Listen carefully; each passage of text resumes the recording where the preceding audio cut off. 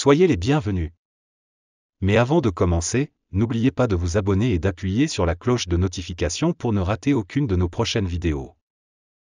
Il se trouve qu'un concert du chanteur malien Salif Keita a été annoncé ici en Côte d'Ivoire pour le 17 novembre. Et le 25 octobre, il y a un groupuscule dénommé Konasu qui a pris sur lui de faire une conférence de presse pour s'opposer à la tenue de ce concert en Côte d'Ivoire sous le prétexte que cet artiste malien aurait soutenu les autorités de son pays pendant l'affaire des 49. Donc, mes amis et moi, quand nous avons vu cela, tous les panafricanistes de Côte d'Ivoire, nous nous sommes réunis et nous avons décidé de réagir parce qu'on ne comprend pas au nom de quoi et au nom de qui un petit groupe peut se lever pour parler au nom de tous les Ivoiriens en des termes xénophobes pour interdire ce concert. Donc nous avons fait une conférence au cours de laquelle nous sommes revenus sur tous les articles de la Déclaration universelle des droits de l'homme qui autorise tout être humain à exprimer ses opinions, mais même sur notre constitution à nous qui aussi nous autorise à donner nos avis et nos opinions sur tout ce qui se passe. C'est ainsi que nous avons relevé qu'il est du droit du chanteur Salif Keita d'avoir les positions politiques qu'il veut. Ça n'a rien à voir avec sa carrière, ça n'a rien à voir avec sa culture. En Côte d'Ivoire, ici, on a vu des chanteurs qui ont pris position dans certaines affaires, c'est leur droit. On n'a pas à brimer quelqu'un pour ça. Et donc, lui, il avait le droit de soutenir les autorités de son pays dans une affaire donnée. Voilà. Mais là, il venait pas en Côte d'Ivoire pour faire un meeting. Il venait en Côte d'Ivoire pour faire un concert. Donc, ce concert-là s'adresse à tous les mélomanes ivoiriens qui sont amoureux de sa musique et qui voudraient communier avec lui. C'est tout. Donc, il n'est pas normal qu'un groupuscule se lève pour priver tous les autres Ivoiriens de ce plaisir-là. C'est de ça qu'il s'agit.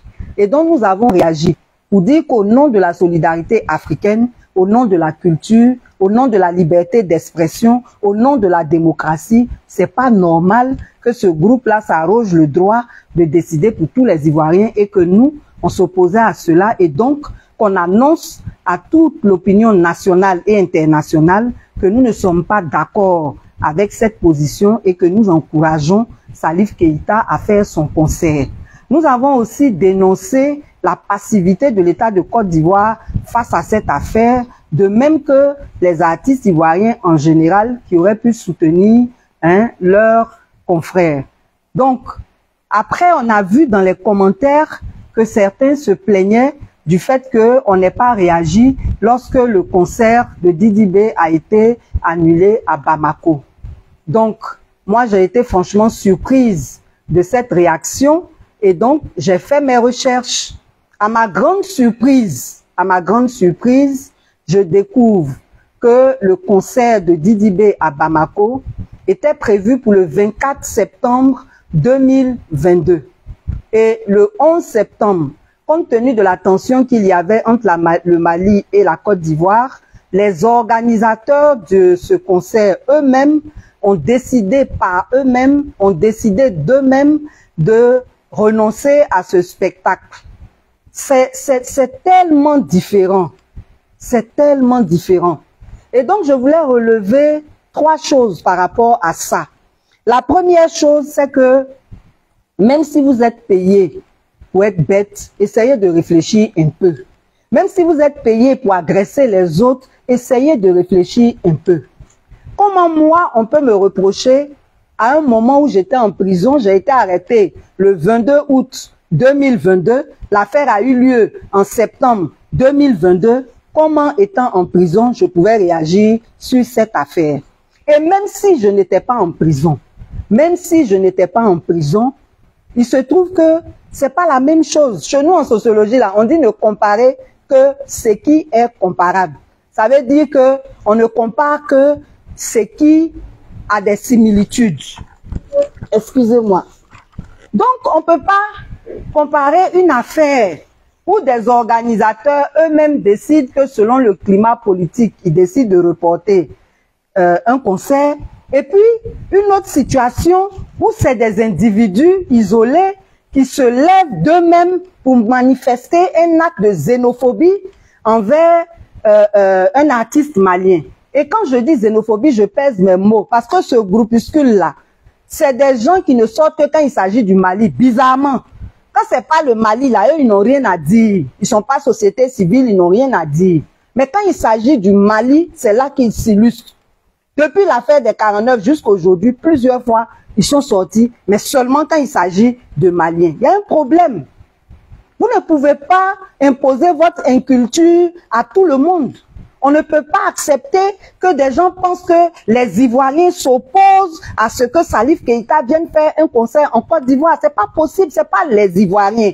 C'est un groupuscule de personnes incultes. C'est un groupuscule de personnes vraiment xénophobes et qui n'ont aucun respect pour tous les autres concitoyens. C'est de cela qu'il s'agit. Et tenez-vous bien, le dimanche, je suis chez moi, il y a un diplomate qui m'appelle, quelqu'un qui a fait des études de droit. Il vient me demander pourquoi est-ce que j'ai tenu cette conférence. Je lui ai demandé de quel droit lui se permet de me demander des comptes. C'est mon droit. Il dit de toutes les façons, ce concert-là, il n'aura pas lieu. Je dis, mais c'est vous qui décidez. Décidez ce que vous voulez. Mais nous, là, l'image du pays nous engage et c'est notre droit de réagir sur ce qui ne nous plaît pas. C'est notre droit de dire qu'on n'est pas d'accord avec vos décisions. Donc, décidez ce que vous voulez. Chacun prend sa part de responsabilité dans l'histoire et puis c'est tout. Donc, vraiment, ça fait pitié. Ça fait pitié et on voudrait interpeller tous les Ivoiriens pour leur dire que c'est parce que vous ne parlez pas que les gens parlent à votre place. C'est parce que vous ne réagissez pas que les gens réagissent à votre place. Si c'était une affaire légère, de buzz, tout le monde allait venir parler dans cette affaire. Mais une affaire hautement diplomatique qui engage l'image de notre pays, qui engage vous-même votre image à l'extérieur, vous ne dites rien. Donc n'importe qui se lève pour venir dire n'importe quoi. Mais ça là, tant que nous on est là, ça ne passera pas ce genre de choses. Vous pourrez prendre les décisions que vous voulez, mais nous là, c'est notre droit de donner notre avis sur vos décisions et on le fera. Si vous voulez faire 1000 vidéos pour nous insulter, vous ne ferez qu'étalage de votre inculture et de votre mauvaise éducation. Sinon, nous là, quand on parle là, on parle avec des arguments. On ne vient pas insulter quelqu'un. On dit ça là, c'est pas normal parce que. Et on prescrit ce qu'il faut faire. On n'insulte pas, on fait pas d'affirmation gratuite.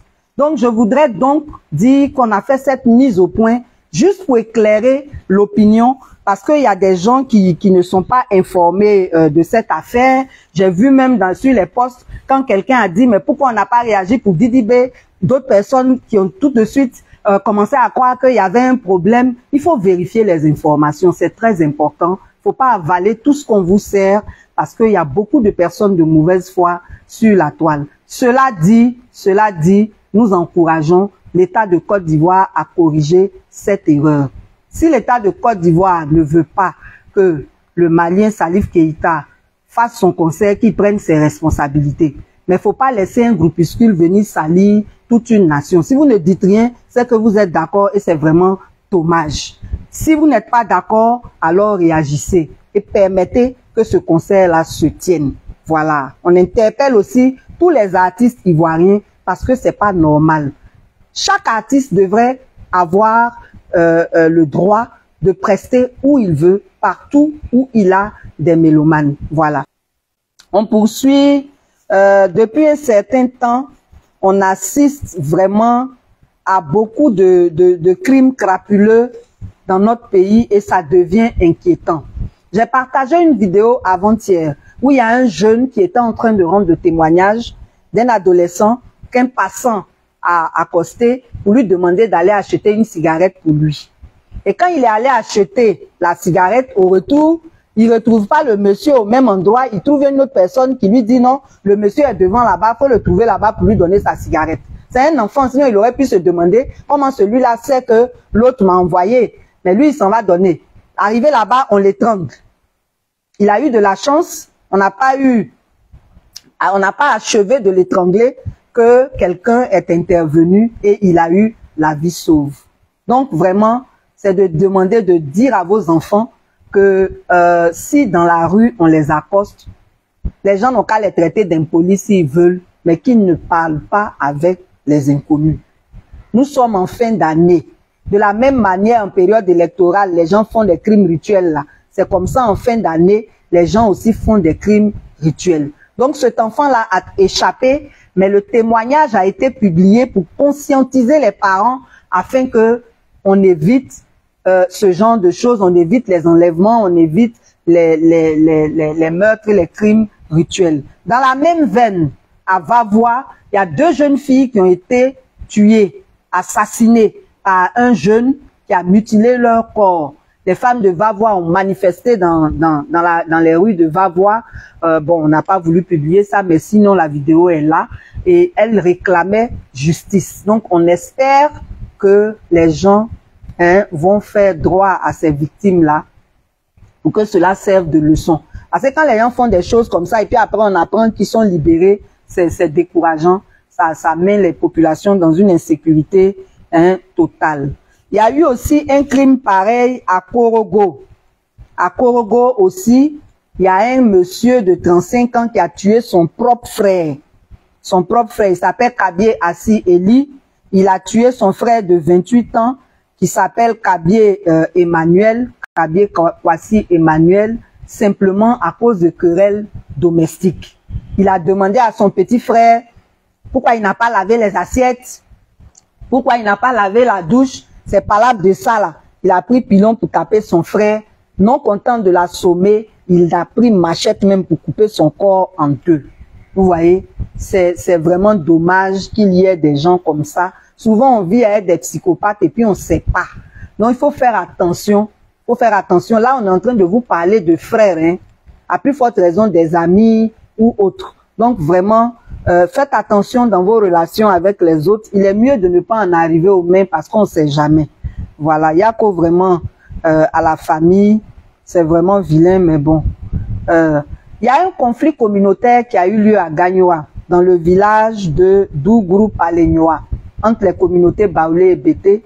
Il y a eu un mort, 4 blessés, et les tensions sont, paraît-il, toujours vives là-bas. Ça s'est passé le jeudi 26 octobre. Et c'est ce qu'on vous disait là. Il n'y a pas de volonté politique pour la réconciliation. Quand on dit réconciliation, les gens pensent que c'est une affaire seulement de gérer les conséquences des différentes crises que nous avons connues. Il y a les conséquences des différentes crises, mais il y a des zones qui sont confligènes. Il y a des zones où il y a des conflits latents qu'on n'a pas réglés autour de problèmes fonciers, autour de propriétés de plantation, autour de l'orpaillage, autour de beaucoup d'activités économiques qui sont sources de conflits. Et on ne prend pas la peine de régler ces problèmes-là en profondeur.